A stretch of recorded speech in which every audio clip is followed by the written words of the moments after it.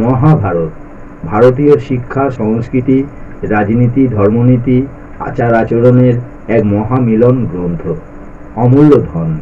এ শুধু এক কাহিনী নয়, ভারতবর্ষের আত্মাও বটে। বহু গুণীজন একে বঙ্গানুবাদ করেছেন সময়ের প্রেক্ষিতে। আমরাও চেষ্টা করছি সহজ ও সরল ভাষায় গল্পের মতো করে এই মহাগ্রন্থ উপস্থাপনের। এই দীর্ঘ যাত্রাপথে আপনাকেও পেতে চাই সঙ্গী হিসেবে। দেখুন, শুনুন, মতামত দিন, লাইক, শেয়ার আর সাবস্ক্রাইব করে পাশে থাকুন, অনুরোধ রইল।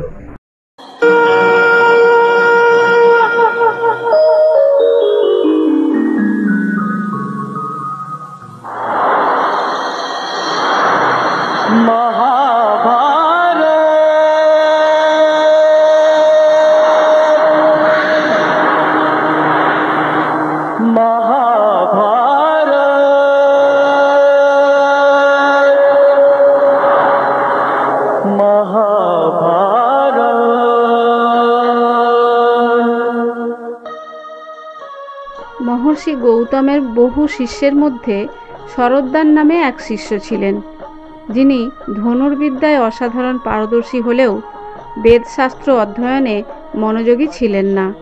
শৈশব থেকে ধনুক ও তীর তার সঙ্গী ছিল। তার তপস্যায় মনোযোগও ছিল যথেষ্ট।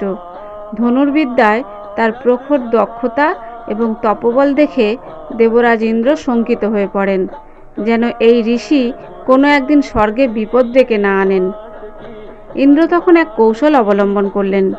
তিনি জানপদী নামে এক অপ্সরাকে পাঠালেন, যাতে শরদ্দানের মনোভঙ্গ হয়। অপ্সরার সৌন্দর্যে মুগ্ধ হয়ে অজান্তেই শরদ্দানের হাতে ধরা ধনুক ও বাণ মাটিতে পড়ে গেল।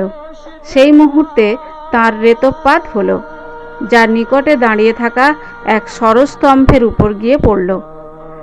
আশ্চর্যজনকভাবে সেই রেত সরগাছের মধ্যে বিভক্ত হয়ে গেল দুই ভাগে। এক ভাগ থেকে জন্ম নিল একটি পুত্র শিশু, অন্য ভাগ থেকে জন্ম নিল একটি কন্যা শিশু। এই দুই নবজাতককে রাজা শান্তনু জঙ্গলে দেখতে পেয়ে অত্যন্ত স্নেহ ভরে রাজপ্রাসাদে নিয়ে এলেন। তিনি তাদের সন্তান স্নেহে লালন পালন করলেন। পুত্রের নাম রাখলেন কৃপ এবং কন্যার নাম রাখলেন কৃপি। শরদ্দান তপবলে ঘটনাটি জানতে পেরে রাজপ্রাসাদে এসে নিজের সন্তানদের গ্রহণ করলেন। তিনি কৃপকে ধনুর্বিদ্যায় নিপুণ করে তোলেন এবং কৃপাচার্য পরবর্তীকালে হস্তিনাপুরের রাজপুত্রদের অস্ত্র শিক্ষক হন।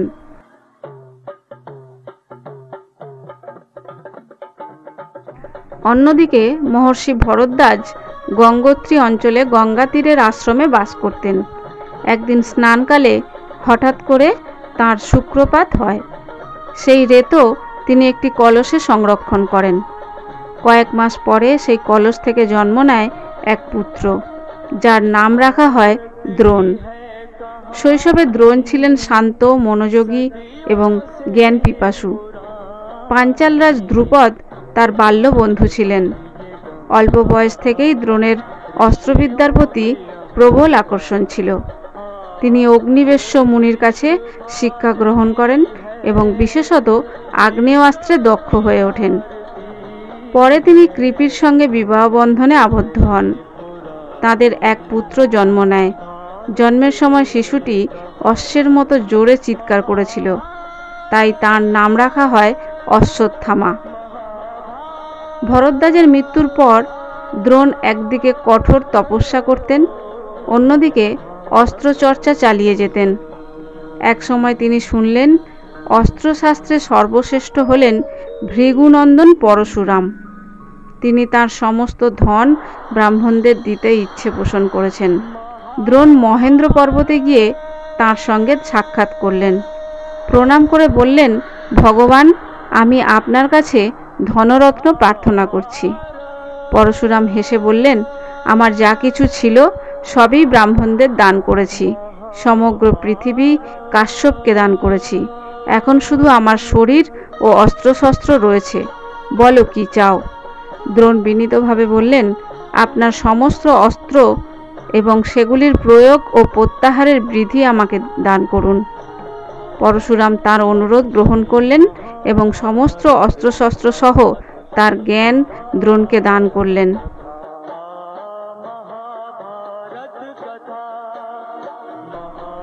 দ্রোণ অস্ত্রজ্ঞান লাভের পর পুরনো বন্ধু ধ্রুপদের কথা স্মরণ করলেন।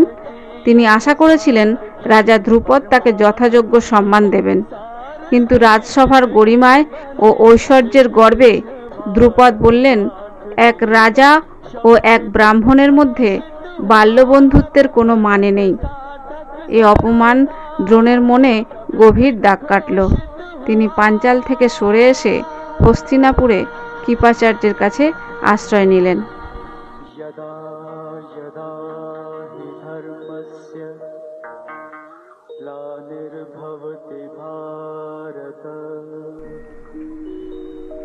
একদিন হস্তিনাপুরের রাজপুত্ররা যুধিষ্ঠির, ভীম, অর্জুন, দুর্যোধন প্রভৃতি শহরের বাইরে গিয়ে গুলি ডান্ডা খেলছিলেন। খেলতে খেলতে তাদের গুলি একটি গভীর কূপে পড়ে গেল।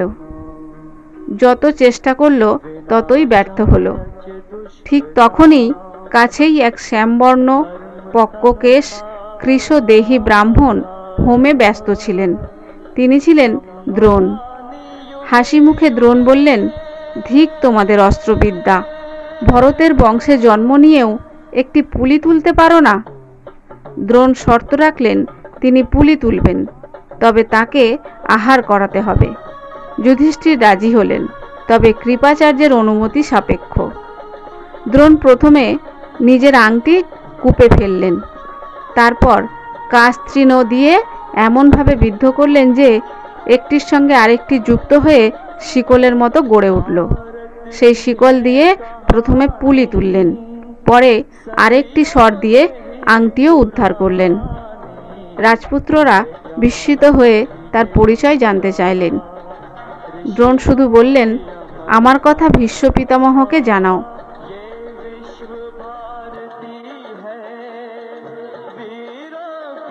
সব শুনে ভীষ্ম বুঝলেন এই ব্রাহ্মণই দ্রোণ এবং তিনি রাজপুত্রদের অস্ত্রগুরু হওয়ার জন্য সর্বাধিক যোগ্য।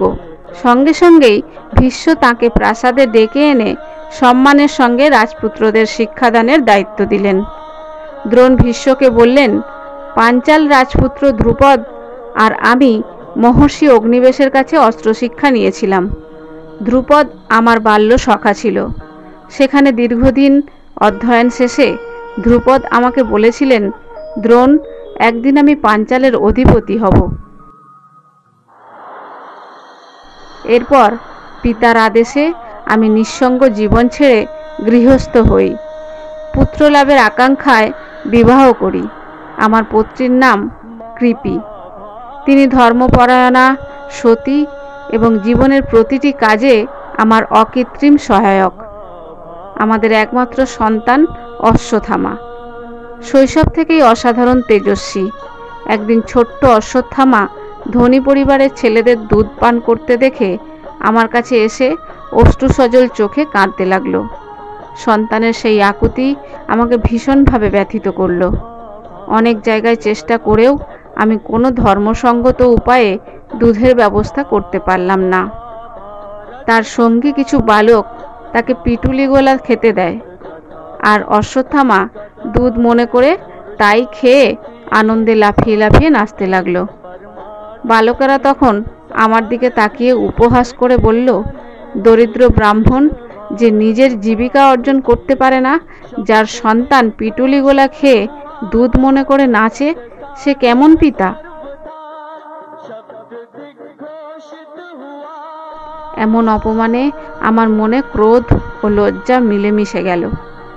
আমি তখন পূর্বের বন্ধু দ্রুপদের কথা মনে করে স্ত্রী ও সন্তানকে নিয়ে তার রাজসভায় গেলাম। তাকে সখা বলে সম্ভাষণ করতেই তিনি রুষ্ট হয়ে বললেন, ব্রাহ্মণ, তোমার আচরণ অত্যন্ত অমার্জিত। সমান মর্যাদা থাকলেই বন্ধুত্ব হয়। ব্রাহ্মণ ও অব্রাহ্মণ, রথী ও আরুধ, প্রবল প্রতাপ রাজা ও নির্ধন ব্যক্তি, তাদের মধ্যে সমতা হতে পারে না।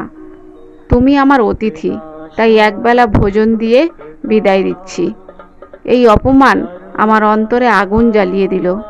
প্রতিশোধ নেওয়ার শপথ করে আমি কুরুদেশে পা রাখলাম। এখন বলুন ভীষ্ম, আপনার কোন প্রিয় কাজ আমি সম্পন্ন করব?